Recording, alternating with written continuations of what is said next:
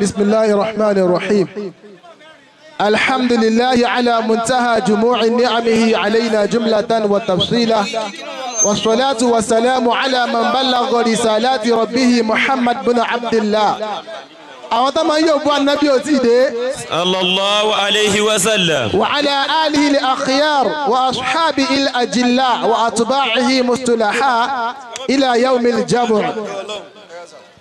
السلام عليكم ورحمة الله وبركاته. وعليكم السلام ورحمة الله وبركاته. dákun kí n tó gbàgbé Ìlọrin la wà èmi kọ́ lọ bá wákà àbáwọ̀ ọlọ́lá wa ọba àlú Ìlọrin ẹja ṣe ṣéèkù ká tún ṣe ṣéèkù ká tún ṣe ṣéèkù. wallahu ya'simuka minan nasi la takhafu darakan wala takhsha wala hawla wala quwwata illa billah. wọ́n ti wé láwà ní ọgbọ́n ní wákà èmi ń sojú àwọn ọ̀dọ́ fún wákà ní nílọrin bíbí yìí tí yóò sì rìn lẹ́bẹ̀ẹ́ tọ̀ kí yóò kó ọ̀hún mọ́ gbọ́hùn. A'udhu billahi minash shaitanir rajim. Bismillahir rahmanir rahim. Ọlọ́run ló fi wákà rán wa níṣẹ́. Wákà ń bẹ nínú ta màmá Ìlọrin. Ọlọ́run foríjà wọn oníwákà láéláé. Ànábì Muhammad tàrán níṣẹ́. Sallallahu alayhi wa sallam. Ṣé bóyá ń da orin tágbọ́n bẹ̀ níbẹ̀ o? Inna mina shi'ri onílà hikima. Alhaji Labaika wọn kọ́ wákà. Àlídòdò mi wọ́n kọ́ wákà. Ọ̀bọ oníwákà àná wọ́n kọ́ wákà. Ọ̀bọ oníwákà òní wọ́n kọ́ wákà. Èmi gangan ti dúró lọ́wọ́ kà fáwọn ọ̀dọ́ màá kó innovation bo ní wákà lọ́rin wa. Ta ni wọ́n ń pè wákà lórí arúgbó? Lórí arúgbó tí ń ṣàwọn èèyàn láǹfààní kò ṣe fíwé ṣàkùṣàkù tó kù tẹ́ ń gbọ́. Bàbá ń bẹ lájò tá ń fi kéwú sọlá. Àbá ń bẹ lájò à ń fi kéwú yẹn ká. Àwọn èèyàn a sì máa gbọ́ ń bò ló ti wá.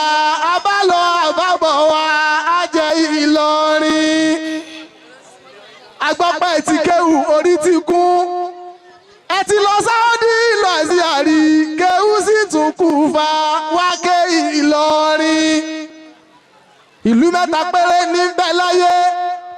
Ìlú àkọ́kọ́ sani Mẹ́kà. Èyí tó sì kejì ní Mẹ́dínà o. Ìlú tó sì kẹta nílùú Ìlọrin. Ìlú oníkálukú ló ní ohun tó gbójúlé. Ọba mi ò ṣe alálẹ̀ fún Ìlọrin. Ọba mi ò fún wa lọ́sà ní Ìlọrin. Kùránì la gbẹ́kẹ̀lé nílùú Ìlọrin. Àwọn ẹlẹ́múlànà ti lọ́rin wá. Ṣé táwọn ọmọ tó jí wẹ́rẹ́ là fẹ́ sọ ni àbí sí wàásì tọ̀sán tòru wa? Ṣe léyàlẹ̀ kan ní lọ́rin wá. Wàá wó dọ́ba láwọn lánú lẹ́ni bó tún dijọ́ kẹta bárẹ́kẹ̀ tún yá. Ọlọ́run pọ́n wọn lé nílùú Mẹ́kà. Ó fún wọn ní búráì bàbá àgbà. Kò wáyé wá sílẹ̀ ní Ìlọrin. Ó fún wa ní tiwa búráì ní jẹ́. Sheikhu. Ànábì búráì nílùú Mẹ́kà. Sheikhu. Òun ló ṣe sábà bí Kàábà o. Wàwọ́ búráì wa kò wá wo ohun tó kọ́. Sheikhu. Lóòótọ́ mọ́sálásí ń jẹ́. Ṣùgbọ́n mo wọ̀ tún ayé mo tún wò sí tó fi dé Mọ́kà gan wọ́n ń kàn sára. Ilé oníṣẹ́ ńlá ní Madina. Àwọn tó máa ń yóò bú Ànábì wá. Sallallahu alayhi wa sallam. Kò bàjẹ́ láé jàmọ́ mi. Ilé àlìmí wa kò ní bàjẹ́ láé. Àmín. Ọlọ́run tó fàdé dé wọn lọ́fà. Ọlọ́run tó fàdé dé wọn lẹ́kọ̀ọ́. Ọlọ́run tó fàdé dé wọn lóró. Ọlọ́run tó fàdé dé wọn lọ́yọ̀ọ́. Ẹ̀rí òun náà ló fàdé dé wọn lọ́ṣun. Ó wá fi láwà ní wéwà ní lọ. Ó wá fi láwà ní wéwà ní Ìlọrin. Ó fi láwà ní wéwà ní lọ. Ó wá fi láwà ní wéwà ní Ìlọrin. Ó wá fi láwà ní wéwà ní Ìlọrin. Ó wá fi láwà ní wéwà ní Ìlọrin. Ó wá fi láwà ní wíwá ní Ìlọrin. Ọlọ́run fi láwa ní. Wíwá ní Ìlọrin. Ọlọ́run fi láwa ní wíwá ní Ìlọrin. Àlọ́ wá fi láwa ní. Wíwá ní Ìlọrin. Ó wá fi láwa ní wíwá ní Ìlọrin. Níṣẹ́ ló fi láwa ní. Wíwá ní Ìlọrin. Ó wá fi láwa ní wíwá ní Ìlọrin. Àlọ́ wá fi láwa ní. Wíwá ní Ìlọrin. Ó wá fi láwa ní wíwá ní Ìlọrin. Ọlọ́run fẹ́ kí baba ńlá wa Ibrahima gbogbo ayé ó yá ẹ bá ń kígbe ṣe ẹ tún bá ń kígbe ṣe Ọlọ́run ní wà máa ń yọrù gáfẹ́ àmì láti Ibrahima ìlànà ṣẹ̀fíà nàbùsàwò wàlàkọ̀dù sí tábà iná òfin dúníyé wà iná òfin àkìràtì làmìnà sọ̀lìhìnà. ọ̀dà náà Muhammad nígbà wọlé. Sallallahu alayhi wa sallam. ẹ̀yin ìyá alásàlátù ẹni sallallahu alayhi wa sallam. Sallallahu alayhi wa sallam. kò sí ìlú tí wọ́n ti mọ yànnàbí bí Ìlọrin ẹni sallallahu alayhi wa sallam. Sallallahu alayhi wa sallam. ẹ̀rí mo jẹ́ yóò bu ànábì kí n wá dákẹ́. ẹ dákun tí a máa fi gbé náà nù ó rọrùn ẹ dákun. mo jẹ́ yóò bu ànábì kí n wá dákẹ́. nígbà tí n bá ṣáájú ẹ̀ dá ṣàdìgbọ́n. Mo jẹ́ yóò bọ́ ànábì kí wá dákẹ́. n bá ṣáájú ẹ̀ dá ṣàdìgbọ́n. Mo jẹ́ yóò bọ́ ànábì kí wá dákẹ́. nígbà tí n bá ṣáájú ẹ̀ dá ṣàdìgbọ́n. Mo jẹ́ yóò bọ́ ànábì kí wá dákẹ́. bí mo bá sùn mo máa rántí Muhammad. Mo jẹ́ yóò bọ́ ànábì kí wá dákẹ́. bí mo bẹ̀rẹ̀ mo máa rántí Muhammad. Mo jẹ́ yóò bọ́ ànábì kí wá dákẹ́. tọ́lá máa mi náà máa dààmú púpọ̀. Mo jẹ́ yóò bọ́ ànábì kí wá dákẹ́. kò sáwọn tí ń bọ̀ nílùú àlìmí tẹ́lẹ̀. Mo jẹ́ yóò bọ́ ànábì kí wá dákẹ́. mọ́sálásí jímọ̀ ti láéláé. Mo jẹ́ yóò bọ́ ànábì kí wá dákẹ́. kò sàṣàngó níbẹ̀ níbẹ̀ tẹ́lẹ̀. Mo jẹ́ yóò bọ́ ànábì kí wá dákẹ́. àlìmí dé ló bá dílé àdínì. Mo jẹ́ yóò bọ́ ànábì kí wá dákẹ́. ó ní ẹ má sọ sàmọ́ èyí ọjọ́ náà. Mo jẹ́ yóò bọ́ ànábì kí wá dákẹ́. ẹ má sì Ṣàngó mọ́ èyí ọjọ́ náà. Mo jẹ́ yóò bọ́ ànábì kí wá dákẹ́. nígbà bá pọ̀ sàrẹ́ nílùú bàbá ẹ̀. Mo jẹ́ yóò bọ́ ànábì kí wá dákẹ́. ìlú bá pọ̀ sàrẹ́ nílùú bàbá ẹ̀. Mo jẹ́ yóò bọ́ ànábì kí wá dákẹ́. ogun ẹ̀sìn làṣáájú ẹ̀ dájà. Mo jẹ́ yóò bọ́ ànábì kí wá dákẹ́. ó jagun Bádàr ọjà ti Uhud. Mo jẹ́ yóò bọ́ ànábì kí wá dákẹ́. ó jagun Uhud ó tún jà Tàǹdùkì. Mo jẹ́ yóò bọ́ ànábì kí wá dákẹ́. lógun Bádàr wọ́n lé ànábì lọ́gbọ̀. Mo jẹ́ yóò bọ́ ànábì kí wá dákẹ́. ogun ẹ̀sìn nílùú àlìmí ìjà. Mo jẹ́ yóò bọ́ ànábì kí wá dákẹ́.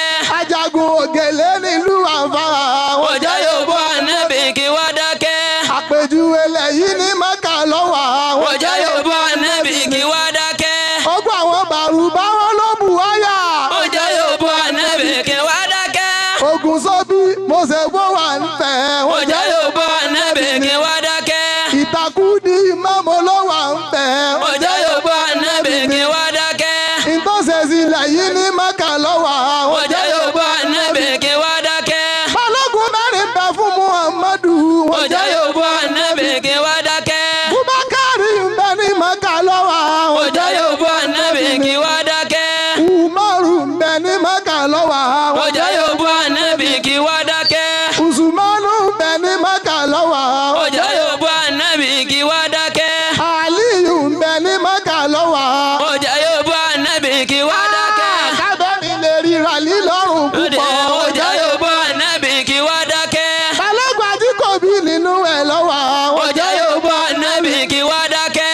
Ajíkòbí ìlú Àlìmí lọ́wọ́ àwọn. Mo jẹ́ yóò bọ́ ànábì kí wá dákẹ́. balógun Gàmbàrí nínú ẹ̀ lọ́wọ́ àwọn. Mo jẹ́ yóò bọ́ ànábì kí wá dákẹ́. kábẹ́ni lè ríra wọ́n lọ́rùn púpọ̀. Mo jẹ́ yóò bọ́ ànábì kí wá dákẹ́. balógun Fìlàní jẹmọ́ àdúkà. Mo jẹ́ yóò bọ́ ànábì kí wá dákẹ́. àyímọ́ mẹ́rin ń bẹ nínú Ìsìlámù. Mo jẹ́ yóò bọ́ ànábì kí wá dákẹ́. Àmàlíyù ń bẹ nínú Ìsìlámù.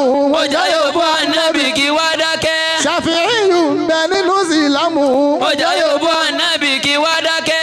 Màlìkí yìí ń bẹ nínú Ìsìlámù. Ọjà yóò bọ́ ànábì kí wá dákẹ́. Bẹ́ẹ̀ni ń bẹ nílọrin àfijà nábì. Ọjà yóò bọ́ ànábì kí wá dákẹ́. Ìmáàmù Fílàní ìlú Àlímì ló wà. Ọjà yóò bọ́ ànábì kí wá dákẹ́. Ìmáàmù Màlẹ̀ ìlú Àlímì ló wà. Ọjà yóò bọ́ ànábì kí wá dákẹ́. Ìmáàmù Gàmbàrí nínú ẹ̀ ló wà. Ọjà yóò bọ́ ànábì kí wá dákẹ́. Ajá náà sí àgbà nínú ẹ̀ ló wà. Ọjà yóò bọ́ ànábì kí wá dákẹ́. Àfàràbà náà mo ló wà ń bẹ̀. Ọjà yóò bọ́ ànábì kí wá dákẹ́. Ọjà yóò bọ́ ànábì kí wá. Ọjà yóò bọ́ ànábì kí wá dákẹ́. Ìlú Àlímì ló wà o, ìlú Àlímì ló wà. Ìlú Àlímì ló wà o, ìlú Àlímì ló wà. Gbogbo ń tó dára tó wù yàn, ìlú Àlímì ló wà.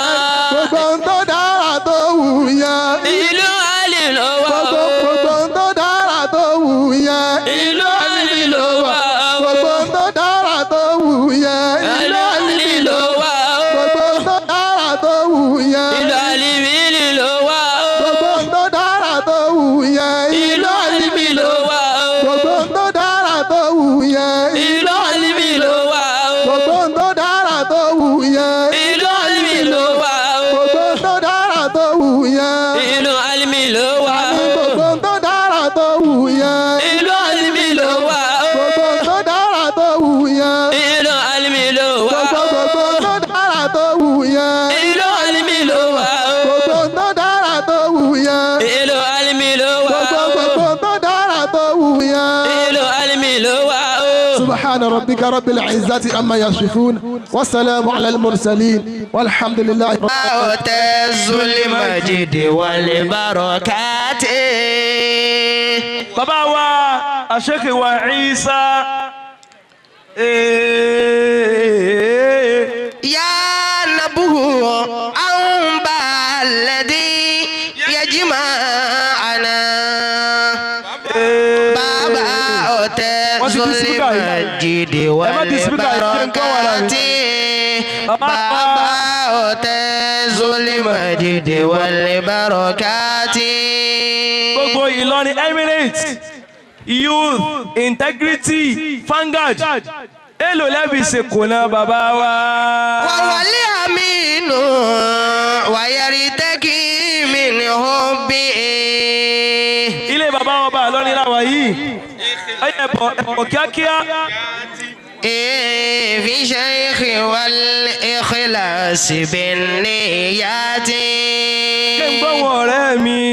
يا نبوة أنبا الذي يجمعنا ọ̀gá sẹ́ni sọ̀rọ̀ yìí. بابا ذو المجد والبركات بابا ذو المجد والبركات.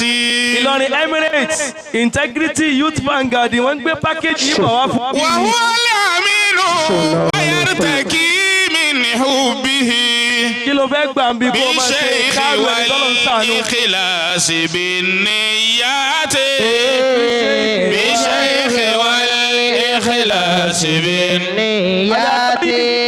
يا لشمائل زينوني ọlọ́jà mi yóò gùn mọ́sálẹ́ ìlàsọ̀kan yìí. محمد بيوني. على شمائل زينوني نزل محمد بيوني يا لصفا والإرفاد. bọ́bá ti sọ̀kalẹ̀ wá sí i. àwọn aṣáájú àti kọ̀mándà. على القريب زمان لولي بعلي الجيل بأحمد الشيخ صلاتي أولي فتياتي àti kọ̀mándà yóò ṣe àzíkìrì. مؤمنات بالأولياء رباني يا الصلاة خادمكم يا الصلاة خادمكم من مشربكم من مذهبكم ذوي التوارث بفائدتكم دوام بزيد الجيلة يا للشمائل زيلوني نبض محمد بيوني يا للشمائل زيلوني نبض محمد بيوني الله. أعوذ بالله من الشيطان الرجيم. بسم الله الرحمن الرحيم. الله. Aki Ọlọ́run. Allahu akbar. Gbogbo àwa tí a bá mọ̀ pé Ọlọ́run lọ́lọ́run ẹ jẹ́ ká sára sọ́lọ́run náà dáadáa pé Allahu akbar. Allahu akbar. Àti àtàrà Ọlọ́run akí ọ̀gá wa àgbà Ànábì Muhammad Sallallahu alayhi wa sallam. níwájú ìta bàbá wa Mai Martaba. Sheikhu. Òun náà ni a wà. Allahu ya'simuka minan nas. Tí Ọlọ́run ní kí orí àtẹ orí ìtẹ́ bàbá wa Fálímì tí wọ́n wà ń bẹ̀ ó di 24 years lónìí. Allah. Ìwọ́n wá ń ṣe déédéé ọjọ́ bí ọ̀gá wa àgbà Ànábì Muhammad sallallahu alayhi wa sallam. ó bá yẹ pé lóòótọ́ la nífẹ̀ẹ́ Ànábì ẹja kan sára sí Ànábì náà dáadáa. Sallallahu alayhi wa sallam. Àṣẹ́kùbọ̀ àṣàlátù fún Ànábì Allahu alayhi wa sallam. Maulana Amirul Jaysh. Radiyallahu ta'ala anhu. Ọlọ́run mọ́sá bá mi ṣe àlékún ìkẹ́ ìgẹ̀ fún bàbá mi. Àmín. Ya Rabbi ya Ghaffar. Ya Rabbi ya Ghaffar. Ighfir li abdika ya haya salati. Ya Rabbi ya Ghaffar. Ẹ dákun ẹ bá mi wí. Ya Rabbi ya Ghaffar. Ighfir li abdika ya salati. واغفر له زلا واغفر له العفوات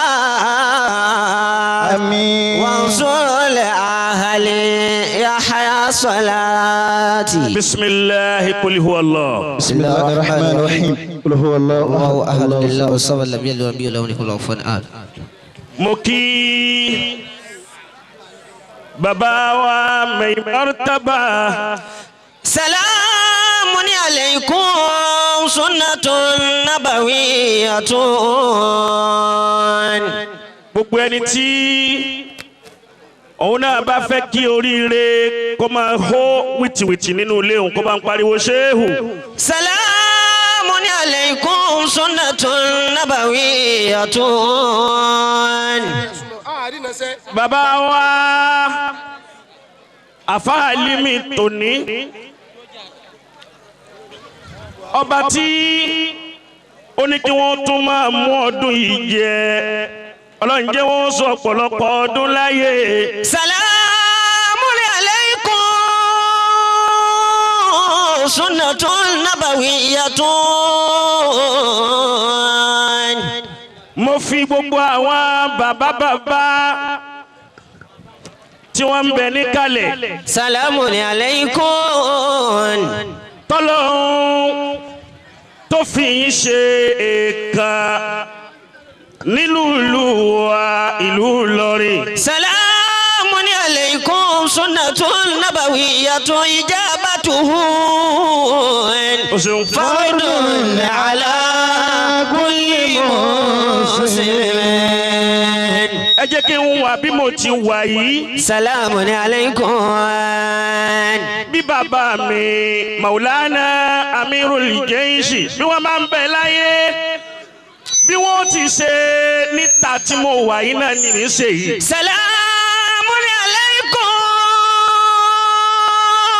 سنة نبوية إجابته فرض على كل مسلم. Bí wọ́n bá ga tán tó ráwọn ẹgbẹ́ bàbá rẹ̀ tó wá ń ruke sí wọn gbogbo àyè lèyàn tiẹ̀ ti lè ruke. Salamun alaykum. tẹ̀sẹ̀rú àyè yìí. Salamun alaykum. bí mo ti wà yìí bẹ́ẹ̀ bá fojú tíjà pa fi wọ ọmọ rẹ̀ tẹ́ ẹ bá fi wò mí èmi náà máa ń tí fi pàdé lẹ́kọ̀ọ́. Salamun alaykum sunnatun nabawiyyatun.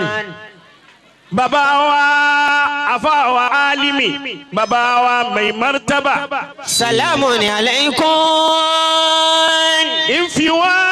ìfi kí ẹ̀yin bàbá mi. Sunnatun nabawiyyatun. tẹ́ jókòó tẹ́ ń sojú bàbá wa ọba ìlú Ìlọrin. Sunnatun nabawiyyatun. wá bá ń wí pé hayatukumu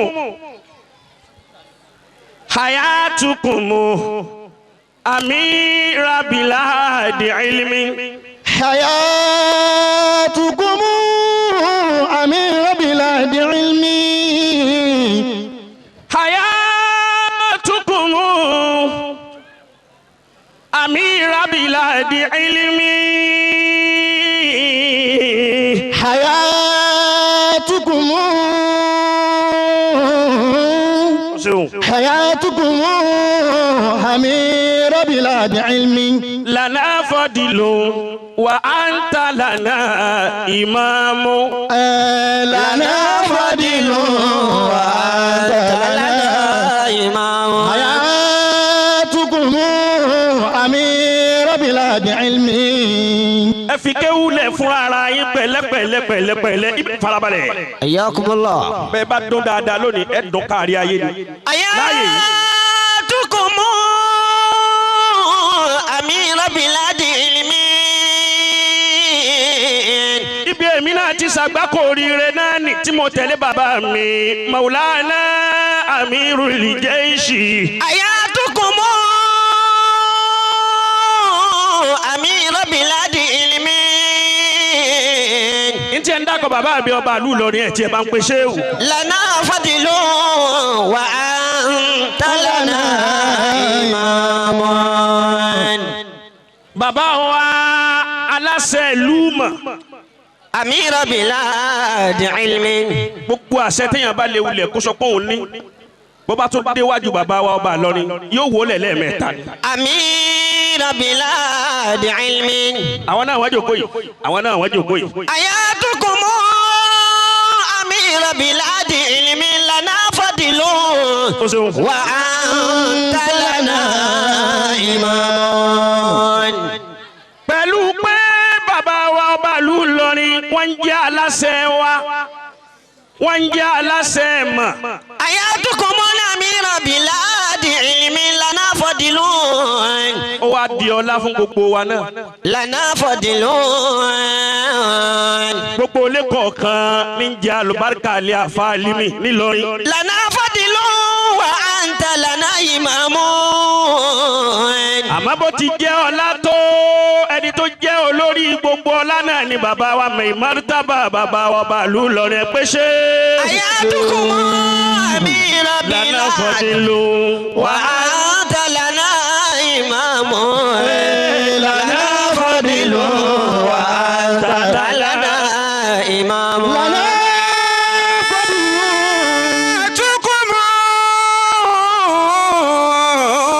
ọlọ́run má jẹ́ ẹsẹ̀ mi léṣe lónìí. Hayatukum amira biladi ilmi. gbogbo bó sì ti léwu kẹ́ dùn tó wájú náà lẹ́ẹ̀ máa bá mi. Hayatukum.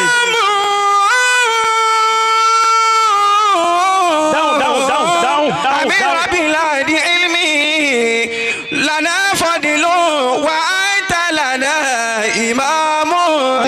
Lana fadilu wa anta lana imamun. gbogbo àwa tá a wà ń bí táwa náà bá fẹ́ rí bàbá pẹ́ lérí àga wọn apariwo ṣéwù lẹ́ẹ̀mẹ́ta. Ayatukum amira biladi ilmi lana fadilu wa anta lana imamun.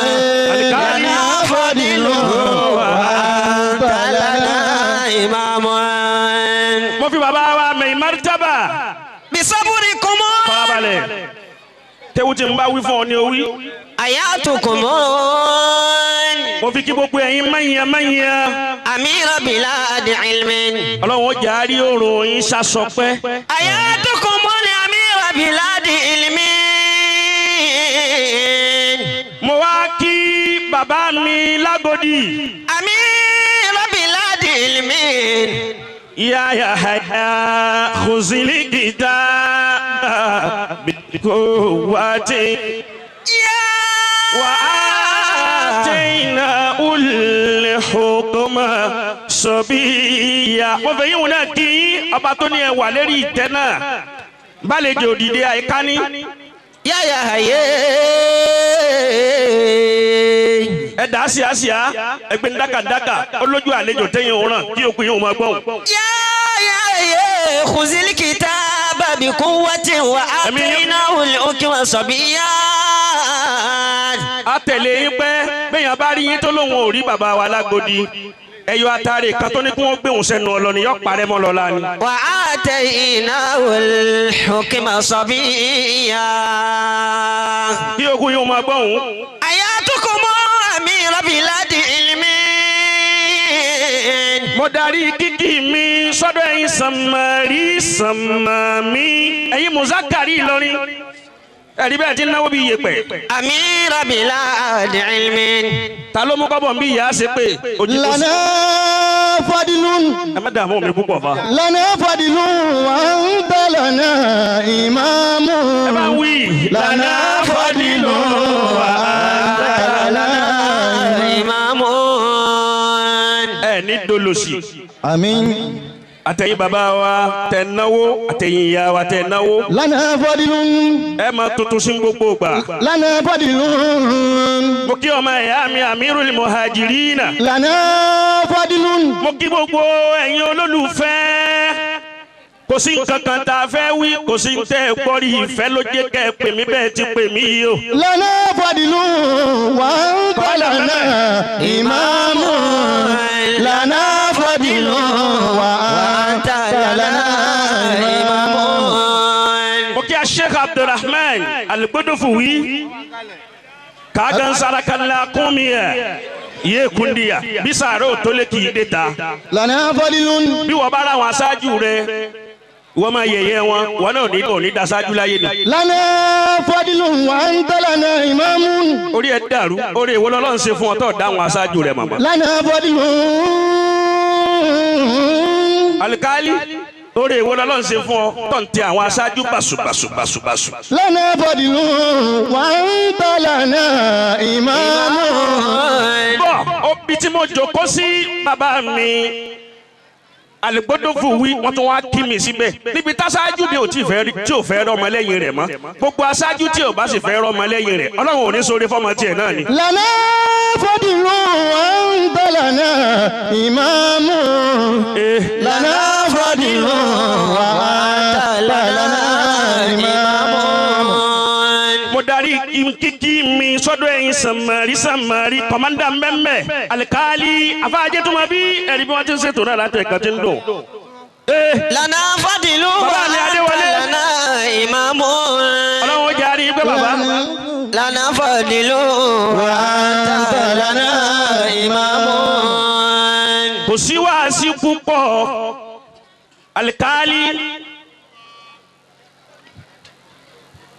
pípé tí wọ́n pè mí yìí náà wàásù ni. حياكم الله. gbogbo wa ẹ wo gbogbo àwọn àyíf tí wọ́n gbé eléyìí kalẹ̀ fún bàbá wa ọba ìlú Ìlọrin. sheikhu. عفوا يا سبك من الناس. níjọ́ tí wọ́n wá sọ́dọ̀ mi mo ní pẹ̀lú ògùn Ọlọ́run èmi náà ti dára yín. الله. torí mo rí iṣẹ́ takuntakun tí wọ́n gbé lọ́wọ́. الله. tó bá já sí wípé bí gbogbo àwọn ọ̀dọ́ nílọrin tá a bá kọ́sẹ̀ wọn ni àní máa ní assembly wèrè tá a ní káàkiri o. الله. tora wa náà ní ọ̀la lọ́rin àwa náà ní ògo lọ́rin kò wá sí ti Ìlọrin fi ń jẹ́ Ìlọrin lónìí àwọn àtàná tí wọ́n jẹ́ ọ̀dọ́ lánàá àwọn ni wọ́n rí kì ilẹ̀ fáwa tó ní fi dùn fún wa. Allahu akbar. àmọ́ gbogbo nǹkan n ti ń bẹ lọ́wọ́ àwọn ọ̀dọ́ nísìn wọ́n wá ní kíni tó lè jẹ́ kí ọ̀dọ́ Ìlọrin mímọ̀ tí ń bẹ lára ọ̀dọ́ Ìlọrin àti àṣà tí ń bẹ lára ọ̀dọ́ Ìlọrin kí ló lè jọ máa lọ láíláíláíláí òun náà ni àwọn àyífù gbé lọ́wọ́ yìí. Allahu akbar. ìyẹn wá ń sọ fún gbogbo wa láti rí tèmi ẹ dákun ẹja jí Ìlọrin ọ̀dà kọ́lítọ̀ wa nílọrin náà ni àwọn àyífù ni wọ́n mójútó yìí gbogbo àwọn ọ̀dọ́ tá a wà ń bí òǹkálùkù náà máa ń tóun náà mójútó kò sí ti ń jẹ́ kọ́lítọ̀ wa nílọrin tó ju alukurani lọ. Allahu akbar. ẹ bá ń pariwo Ọlọ́run. Allahu akbar. kò sí ti ń jẹ́ lọ́rin ọmọ ẹ̀jẹ̀ lọ́rin tó ju ẹ̀sìn lọ. Allah. gbogbo ìlú ló ní àṣà ìlú mi a máa gbẹ́bọ ìlú mi a máa gbé orò ìlú mi a máa gbé eégún àmọ́ ní Ìlọrin Ọlọ́run fún wa gbogbo èèyàn o ntọ́lọ́ bò wá lọ́rin ní Al-Qur'an. Alhamdulillah. ní wọ́n jẹ́ máa sọ fún gbogbo àwọn ọ̀dọ́ Kùránì yẹn là wá ń fi ilẹ̀ lọ́rọ̀ wa ò fi bọ́ sójú ẹ̀. Kùránì ń ní lápàtì lọ́lọ́run náà fi ń pa wa náà tì í. Allah. bó ló ti wí aṣùpáànà Ìlọrin wìràsàtúkún aṣùpáànà Ìlọrin. Wirasatukum aṣùpáànà Ìlọrin. Kitabullahi Abubakar wa nahjil karimi. Wirasatukum aṣùpáànà Ìlọrin. O ṣeun. Kitabullahi wa nahjil karimi. Mala abu kitabu ni o pé o tọ́ra àwọn kan bẹ́ẹ̀ ń bí n tà ń wí náà fẹ́ máa wá sọ. Kitabullahi wa nahjil karimi. wọ́n wà lọ gé ẹnu bẹ̀ wọn ò ní mọ̀ pé kìí ṣe pé àsìkí nìkan làwọn àgbàlagbà tọrọ fún wa ìmọ̀ náà bẹ́ẹ̀ bẹ́ẹ̀ tí ń hó fẹ́lifẹ́li. Kitabullahi wa nahjil karimi. ìdọ́fà ni kìtáàbù lọ pé bàbá mi Yahaya ń bẹ ń kalẹ̀ kìtáàbù lọ pé torí pé ìdọ́fà bìlìmárífà wà ìdọ́fàtù bìnàkẹ́rà ìdọ́fàtù nàkẹ́rà bìnàkẹ́ràtì. Ayyakumullah. ń bẹ ìdọ́fàtù nàkẹ́rà bìlìmárífà òun ni Abdullahi. ìwọ̀n ní kìtáàbù láàyè má pè ní kìtáàbà ẹlòmíì ò ní nǹkan retí máa sọ láyé ntí ọ̀dà lòún máa sọ. Wirasatukum aṣùpáànà Ìlọrin. Kitabullahi wa nahjil karimi. Wirasatukum àwọn ọ̀dọ́ Ìlọrin. Aṣùpáànà Ìlọrin. gbówó ní wirasatuna. Wirasatuna aṣùpáànà Ìlọrin. الضمائر المتصلات للمختصات للرفع موجود الضمائر المفصلات أو متصلات للجمع المتكلمين موجود. Wirasatuna aṣùpáànà Ìlọrin. Bọ́ọ̀lì wirasatuna jẹ́rìí jẹ́mari kama jẹ́kìmari tápà sí tápà. Wirasatuna aṣùpáànà Ìlọrin. Kitabullahi wa nahjil karimi. Kitabullahi wa nahjil karimi. Ẹ̀yin ọ̀dọ́ Ìlọrin ogún yín ogún wa. Ó náà ní alikitaabu wa sunna. Kitabullahi wa nahjil karimi. Ẹ̀yin bàbá wa ẹ dákun ẹ mú tẹ̀sùn. tẹ́sùbà lórí wa àti ń yàyàkuyà. Kitabullahi wa najul qawimi. àti ń yà tí ò yẹ ká yà nínú ayé àti gbé Kùránì kalẹ̀. ẹ má wọn sọ̀rọ̀ ni. Kitabullahi. èmi ni ẹ má wèmí lẹ́gbẹ̀ẹ́. wa najul qawimi. gbogbo nǹkan ni mo pa ti torí tí. Kitabullahi wa najul qawimi. Kitabullahi wa najul qawimi. Kitabullahi wa najul qawimi. lónìí ó yẹ kí n wà ní Jamaliya ní lẹ́kọ̀ọ́ títí gbogbo nǹkan ó ti ṣe rẹ̀kẹ̀tẹ̀. Kitabullahi wa najul qawimi.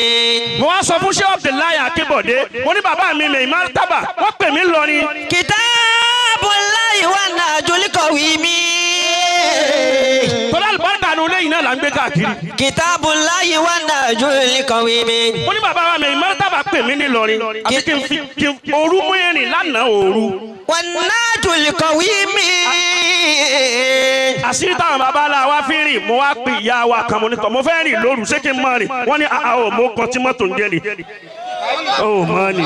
Ayakumullahu. mo ní kí ló kọ tí ń jẹ́ mo ní mi ò tí ì mọ̀ wọ́n ní ti kọ́kọ́rọ́ bọ̀.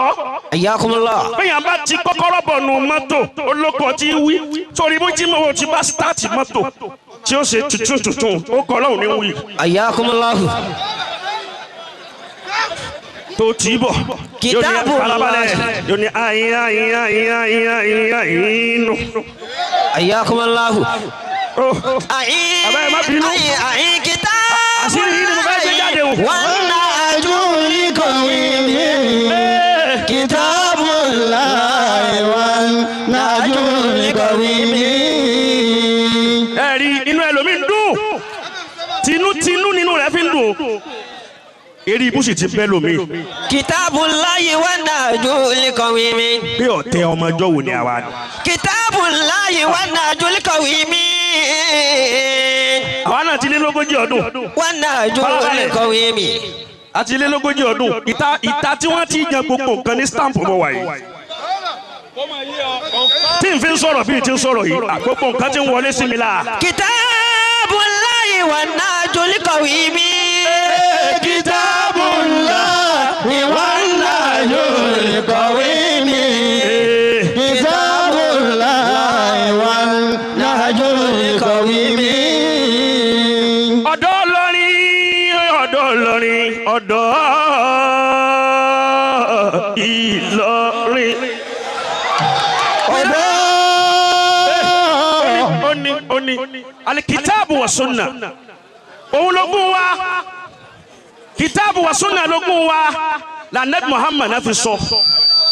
anabi náà mo dákọ̀lẹ̀ yòóbó rẹ̀ yìí. Kitabullahi. anabi ní taraktu fiikum amrayni. Allahu alayhi wa sallam. taraktu fiikum amrayni lan tadillu ma tamassaktum bihima kitaabu wa sunnati. anabi ni mo ti ń lọ. Kitabullahi. àpàlà àbú. Kitabullahi wa najul qawimi.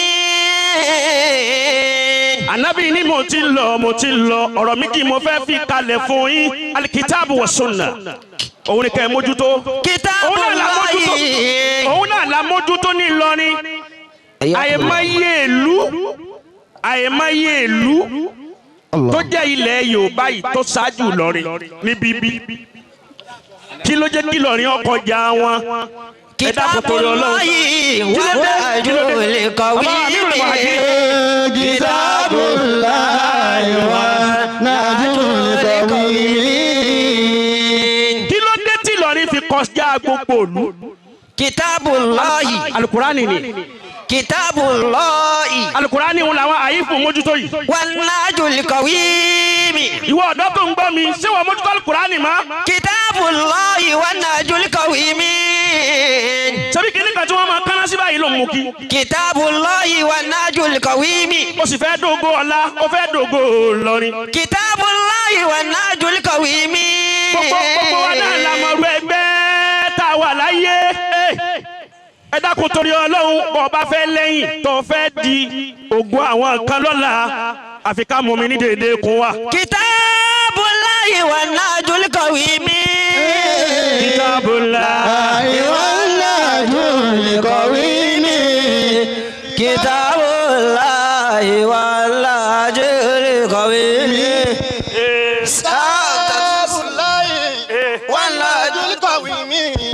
Kitabullahi wan najul qawim. Kitabullahi wan najul qawim. Tatawwuru kulla fardun law sami'tun. Ìdàgbàsókè Ìlọrin, ìdàgbàsókè Al-Qur'ani tá wí yìí. Tatawwuru kulla fardun law sami'tun. Ọ̀ràn yẹn mà ní fún wa. La fardun law sami'tun ala shubani bil juhudil jasimi. Ala shubani bil juhudil Adúpẹ́ lọ́dọ̀ Ọlọ́run ẹ̀yin àyíf. Adúpẹ́ lọ́dọ̀ Ọlọ́run ẹ̀yin àyíf. Ẹni alhamdulillah. Ala shubani bil juhudil jasimi. Àwa tá kun yín, àwa tá tún kun yín, a tún bọ̀ wá, àwa náà ń bọ̀ wá dára papọ̀ mọ́ yín. Ala shubani bil juhudil jasimi. Tá fi mọ iye Al-Qur'ani. Sa'adatuna. O ṣeun. Sa'adatukun. O ṣeun. Minal Qur'ani jam'an. Sa'adatukun. Sa'adatuna minal Qur'ani jam'an. Tanalul izza min rabbil karim. Tanalul izza min rabbil karim. Bó bá fẹ́ lówó. Sa'adatuna. Oríire téèyàn máa ṣe láyé, ilé ló fẹ́ kọ́ ni. Ọmọ ló fẹ́ bí ni. Sa'adatuna. Mọ́tò ló fẹ́ rà ni. Sa'adatuna. Tó fi ń wá wàkúwà káàkiri. Sa'adatuna. Ilé ló fẹ́ kọ́ ni. Sa'adatuna. Tó fi ń wá wàkúwà káàkiri. Sa'adatuna minal Qur'ani jam'an. Gbogbo oríire téèyàn máa ṣe láyé nínú Al-Qur'ani ló wà. Sa'adatuna minal Qur'ani jam'an. Tanalul izza min rabbil karim. Tanalul izza min rabbil karim. Ọkùnrin kan bẹ ó fẹ́ràn Al-Qur'ani gan. Alikali ó nífẹ̀ẹ́ Al-Qur'ani púpọ̀ dáìmán a máa ka Al-Qur'ani láàárọ̀ Al-Qur'ani lọ́sàn Al-Qur'ani lálẹ́ Al-Qur'ani lóru Al-Qur'ani ó wá wà mashhur bil Qur'ani farabalẹ̀. Allah.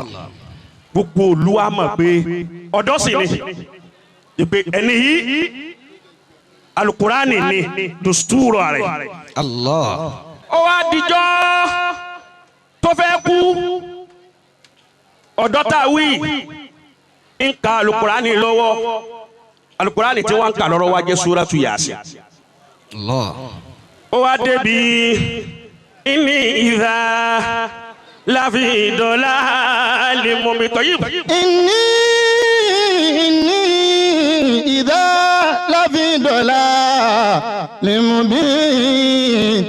Inni idha lafi dalalin mubin. Ó kà débẹ̀ ikú bá kà mọ́ bẹ̀. Inni. Ẹ̀yin náà wo bí àyà tó ka Qur'ani dé. Inni idha. Ìtumọ̀ rẹ̀ ni wípé òun wà nínú ẹni àná. Inni idha lafi dalalin mubin. Gbogbo àwọn èèyàn wá ń gbé káàkiri pé bó ti jẹ́ sọ ibùlì Kùránì tó níjọ́ tí ó kú náà ṣebí ní ìzálà fi dalalin mubin.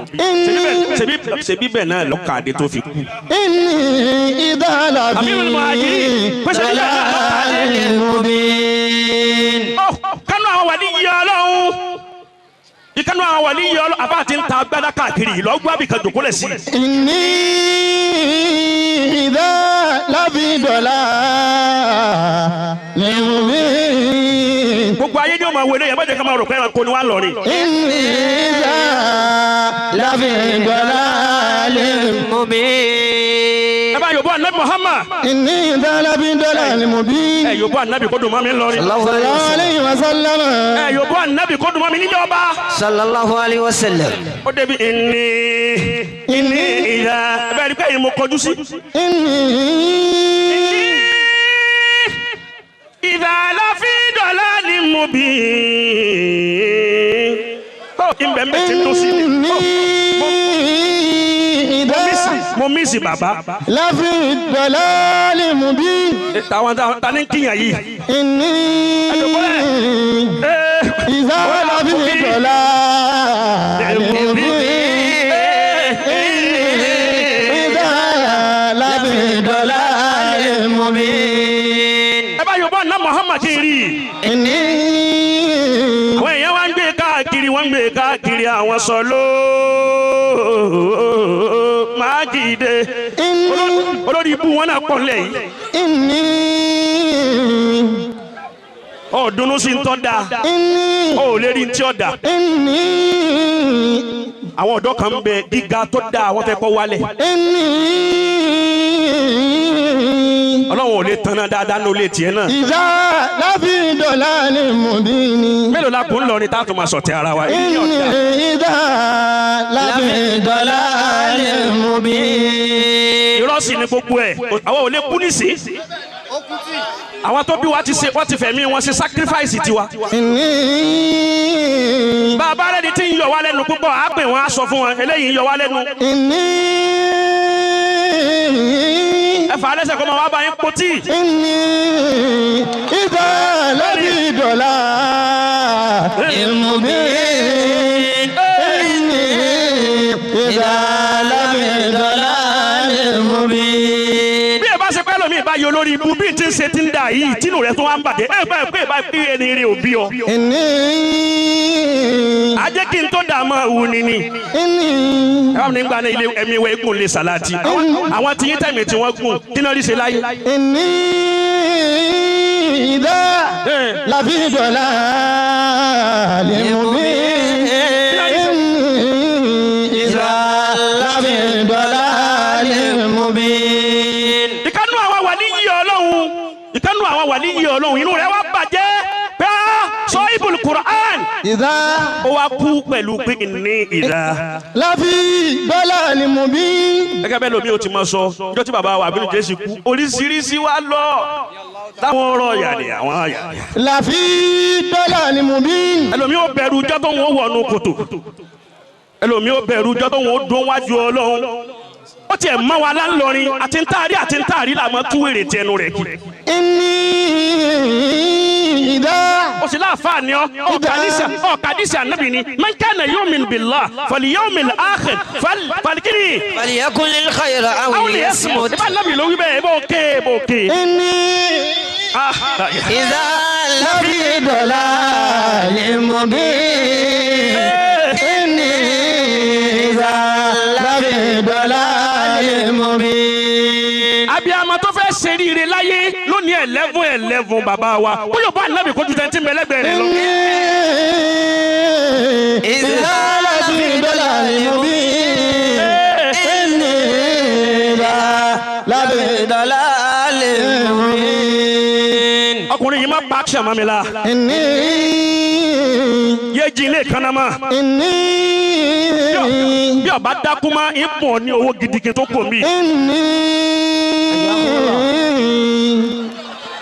ìdá láfi dọ̀lálì mubin.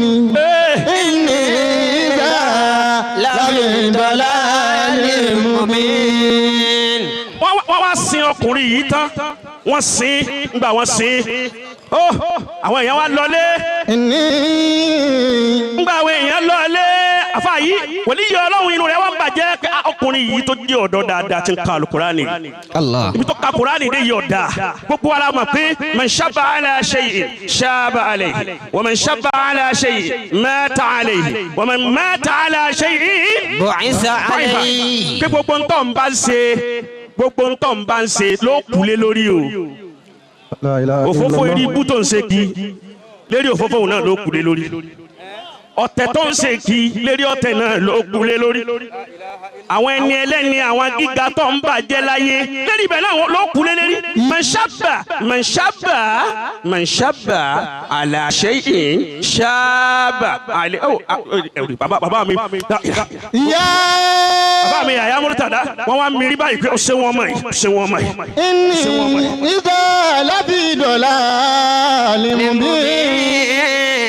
wọ́n ní yọ ọlọ́run yìí wá lálàá lóru ọjọ́ tí wọ́n sin ńgbà tí ó lálàá ó bá rí i wípé àwọn múkàrú àti nàkírù wọ́n dé ó ṣeun bí wọ́n ti dé wọ́n béèrè lọ́wọ́ rẹ̀ pé man rabbuka wa ma dinuka wa ma nabiyuka wa ma qiblatuka lẹ́kẹ̀ẹ́ náà continue ó bá dé bá nínú sàárè pé inni amantum bi rabbikum fasma'un. inni amantum bi rabbikum fasma'un. ẹ̀yin màláíkà tí wọ́n ń béèrè irú eléyìí lọ́wọ́ mi. inni amantum lọ́wọ́ ni kú dé lasara ìlú dé. inni amantum. ó bá continue rẹ̀. inni amantum. ó lè mi gbọ́ lọ́wọ́ ọba gbọ́. inni amantum bi rabbikum fasma'un. ẹ̀yin ò gbọ́ngbà tí ń kà lọ́wọ́ ni ó rí gbogbo àwọn tí ń bẹ láyé wọn ò mọ̀ pé irú tí ń fèsì ní o. ọ̀tọ̀ ni táwọn ń sọ láyé.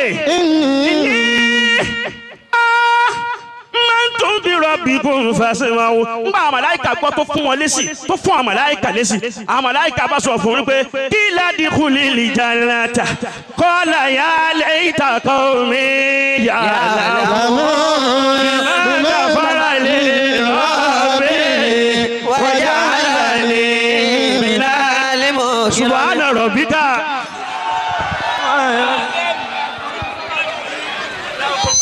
Iyyakum Allah. Afawa Allah. dákun lọ jókòó bí tó bá wà má jẹ́ Ìsá ẹ bá mú wá. Iyyakum Allah. Àwọn security dà. Ẹ̀sùn mẹ́yìn sẹ́. Àwọn bàbá wa aláǹgùá. Iyyakum Allah.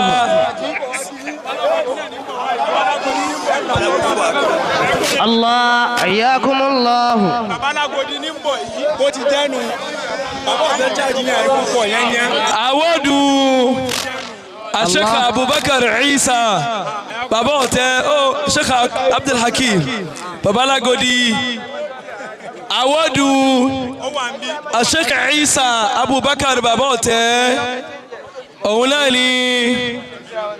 òun náà la fẹ́ fún wọn yìí.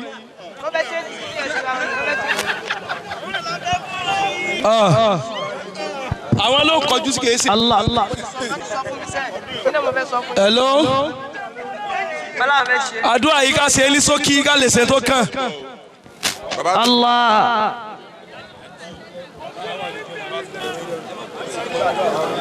Àwọ̀dù yẹn dà ẹ bá ń gbé.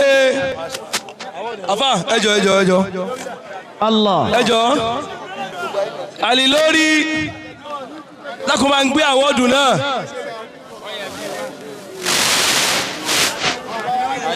Àlì lórí dà. Ọya. Bàbá wa aláǹgùá ẹ má ti lọ. Bàbá wa aláǹgùá dà. Ọya jẹ́ kó yà ká ṣe tó bá kàn. Àlì lórí dà. Alábùrò dà. Alábùrò máa bọ̀ ń bì yìí. Ẹ sì yá.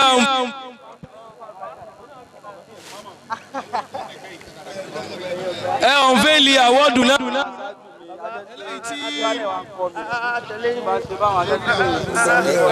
Ta ló wà mí spíkà yẹn? Má di mi, má jà ní ó di ọ. Má di mi kí wọ́n má di ọ. Má di mi, má jẹ́ wọ́n di ọ. Kó o wájú spíkà. Afa àwọn àgbà, Sheikh Abubakar Isa authentic Amirul Jaysh As-Salati Saiful Qadiriya. Àwọn ni Ìlọrin Eminent Integrity Youth Vanguard. Allah. Ni wọ́n fẹ́ present àwọ́dù yìí fún. Adamallahu hayatahu. Bẹ́ẹ̀ wọ́n bá ṣe àbòsí ni ó sọ pé bàbá òtẹ́ òtọ́ sí àwọ́dù nínú àwọn ọmọ Ìlọrin tí wọ́n ń gbé iṣẹ́ Ìlọrin káàkiri tí wọ́n sì jẹ́ ọ̀ṣọ́ fún ìlú tá a wà yìí tí ni bàbá ọba ìlú Ìlọrin náà ń dùn sí ní gbogbo ìgbà òun làwọn náà wà. ẹ dákun gbogbo àwa lè kéwú ká má ti lọ wọ́n máa pe orúkọ wa nísìn gbogbo lè kéwú kọ̀ọ̀kan máa kókó wa ní sábà wa gba tíra wọ́n dọ́rọ̀ sí méjì. sábẹ́ fún yín ẹ dákun torí Ọlọ́run. Abu Ayakumullah. nísìnyí iṣẹ́ tí bàbá wa yìí ṣe pọ̀ àwọn integrity Vanguard wọ́n ní kí n gbowó lọ́wọ́ wọn èmi ò mọ̀ bá àti ṣe báyìí. èyí owó kònà láà fún wọn yìí ògèdè pé wà níwájú bàbá mi mọ́tàbà sẹ́ríkì mùsùlùmí ó ti ní bá àti ṣe owó kònà àgbà lọ́wọ́ àwọn àgbàlagbà wa yìí fún wọn bẹ́ẹ̀ bá sì wá sọ̀rọ̀ Ọlọ́run báyìí ó yẹ ká kí ikú sẹ́ bàbá wa ẹ̀yin ni wọ́n ní kẹ́ mọ́ wa bàbá wa al-Muqaddam Isa As-Salati Saiful Qadiriya authentic wọ́n ti kó owó náà jáde wọ́n wá bẹ̀rẹ̀ sí ní ká 200 ni wọ́n lọ wá ẹ má kà á lọ bàbá owó àwọ́dù yìí kí wọ́n fi kún iṣẹ́ ribiribi tí wọ́n ń ṣe yìí àwọn ọ̀nà tó lọ́ra tí Ọlọ́run ti máa di fẹ́rú Ọlọ́run ó di fún yín bẹ́ẹ̀ alibarika nu ilé tá a wà yìí èrò kẹ́pọ̀ ń bí ilé ààrẹ ní sí àmì. Amina. Abubakiri abafilaye malan wa tokafi mahabati salati. Al-Muqaddam Isa bàbá ọ̀tẹ́ afágbà. Wa tokafi mahabati. Àwọn ti bẹ̀rẹ̀ báyìí pẹ̀lú 10,000 naira. Salati. Èmi ò ní pẹ̀lú mi lẹ́yìn bàbá ìmáàmù. Bàbá wa bọ́dà wa Alhaj Al-Mudaththir bàbá àta wọ́n fẹ́ sọpọ́tì àfáwọn oníwàásí Adamallahu hayatahu. pẹ̀lú 5,000 naira ó di 15. Abubakiri. Bàbá wa Ambassador Tajudeen Ọ̀lẹ́sìn 5,000 naira. Abafilaye malan. Ayun fili hayati. Hayati. Ayun fili mamati. Mamati. Sheikhuna salati. La ilaha illallah. Hayyun fil hayati. Hayyun fil mamati. Sheikhuna salati. La ilaha illallah. This award of excellence Hayyun fil hayati. will be presented in the name of Ilorin Emirate Integrity Youth Vanguard Allah. to that scholar, a presenter par excellence, Saiful Qadiriya, Sheikh Fadilatu Sheikh Abubakar Isa As-Salati authentic, to be presented by Ambassador Tajudeen together with Honorable Mudaththir Babata, Al-Aja Rizkat Abdallah, President of Ilorin Emirate fil Youth hayati. Integrity Vanguard. Hayyun fil mamati. Sheikhuna salati. La ilaha illallah. Ayun fili hayati. Hayati. Ayun fili mamati. Mamati. Sheikhuna salati. La ilaha illallah. Allah. Hayyun fil hayati. Hayyun fil mamati. Sheikhuna salati. Haji Commander. La ilaha illallah. Haji Commander. Haji Abubakar. Haji Commander. Haji Commander. Haji Commander. Ani gbogbo àwọn ọmọ ilé kéwú. ọ̀làlà ẹ wo ọjọ́ tá a bọ̀ báyìí lọ́rin nílùú ńlá Ìlọrin àní ọjọ́ tá a bọ̀ bá lọ́rin má lè gbàgbé ọjọ́ mà ló jẹ́ ẹ wo ọjọ́ tá a bọ̀ báyìí lọ́rin má lè gbàgbé ọjọ́ mà ló jẹ́ ẹ wo every 11 lọ́jọ́ tàbí bàbá wa ọlọ́lá wa Ìlọrin long life and prosperity dá ìmọ̀ nínú ọ̀la ńlá. òní lọ́jọ́ ìbí ọba ńlá. ọmọ lọ́rin òní tí ọba lè lọ́rin bàbá ńlá. káwọn fáwọn ṣẹ́gbẹ́ pọ̀sẹ́rìtì dá ìmọ̀ nínú ọ̀la ńlá. ẹ sọ wípé happy birthday to you. happy birthday to you. happy birthday to you. happy birthday to iṣẹ́ táwọn àrí fún ẹ̀mí you. ọlọ́ọ̀la Ìlọrin. happy birthday to you. Mẹ́mẹ́rì tábà lọ́rin o. happy birthday to you. Mẹ́mẹ́rì tábà Ìlọrin. happy birthday to you. nínú ọ̀la ńlá lẹ̀ ó máa bẹ. happy birthday to you. nínú ọ̀la ńlá lẹ̀ ó máa bẹ. happy birthday to you. ọba wa Ìlọrin Sùlù Gàmbàrí. happy birthday to you. lásìkò ọba lọ́rin lẹ́yìn ń kọ́lé. happy birthday to you. lásìkò ọba lọ́rin ni mo wọnú ayé. happy birthday to you. ẹni bá lásìkò bàbá ògbó. happy birthday to you. happy birthday to you. ajẹ́gbọ́n nìtọ̀hún ti dalẹ̀ lọ́rin. Yeah, happy birthday to you. ọlọ́lá ọba Ìlọrin. ẹ wí ẹ pariwo fún bàbá. ọlọ́lá ọba Ìlọrin. ọlọ́lá ọba Ìlọrin. happy birthday to you. ẹ sọ wípé pẹ́pẹ́pẹ́ lòun ṣàró àtọ̀pẹ́lẹsẹ̀ ń tẹ̀nà bàbá ọlọ́lá ọba Ìlọrin kọ́ ló ń jẹ́ kẹ̀pẹ́ láyé. pẹ́pẹ́pẹ́ ló ń ṣàwó àtẹ̀pẹ́lẹsẹ̀ ń tẹ̀nà bàbá ọlọ́lá ọba Ìlọrin kọ́ ló ń jẹ́ kẹ̀pẹ́ láyé. àní kẹ̀pẹ́ nínú ọ̀la o nínú ọ̀la ńlá o bàbá wa ọlọ́lá Ìlọrin kọ́ ló ń jẹ́ kẹ̀pẹ́ láyé. pẹ́pẹ́pẹ́ ló ń ṣàwó àtẹ̀pẹ́lẹsẹ̀ ń tẹ̀nà bàbá wa ọba Ìlọrin kọ́ ló ń jẹ́ kẹ̀pẹ́ láyé.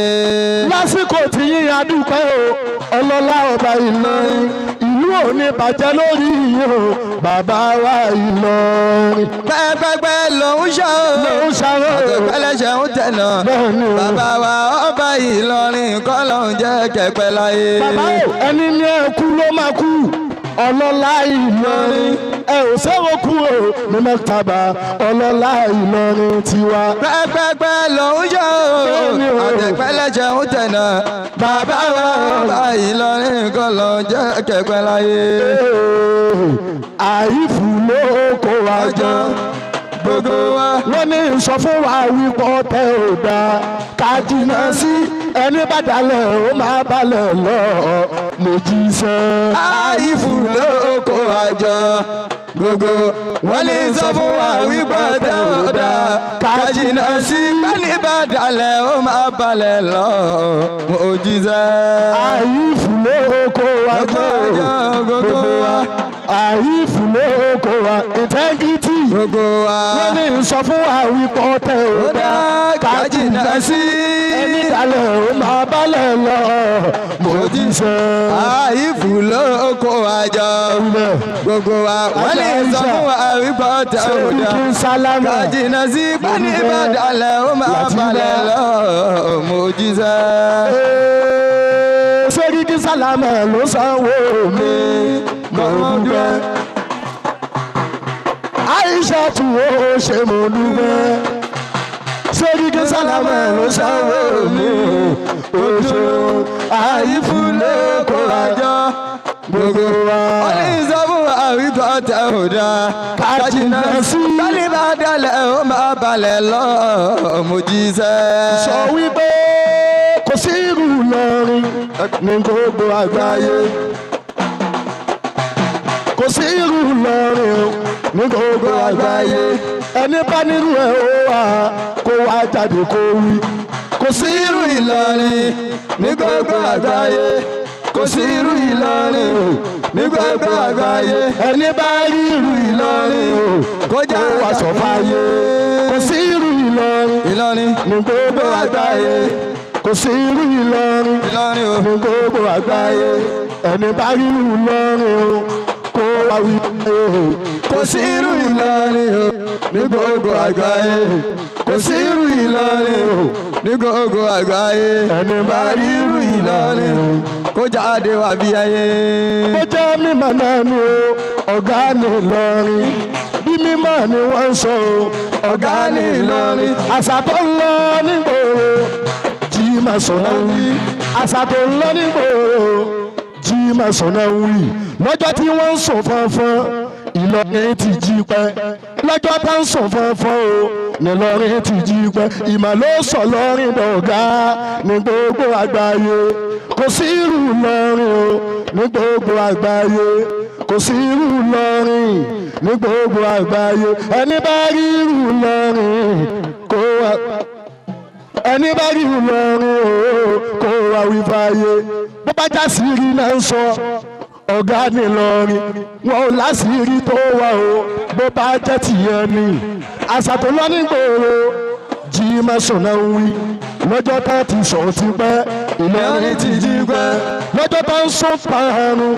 n'Ìlọrin ti jí pẹ́ bó bá jẹ́ tàṣírí o ọ̀gá ní Ìlọrin Kùránì lógún wa o kò sí irú Ìlọrin kò sí irú Ìlọrin ní gbogbo àgbáyé kò sí irú Ìlọrin o ní gbogbo àgbáyé ẹni bá rí irú Ìlọrin kó jáde kó wá wí fáyé.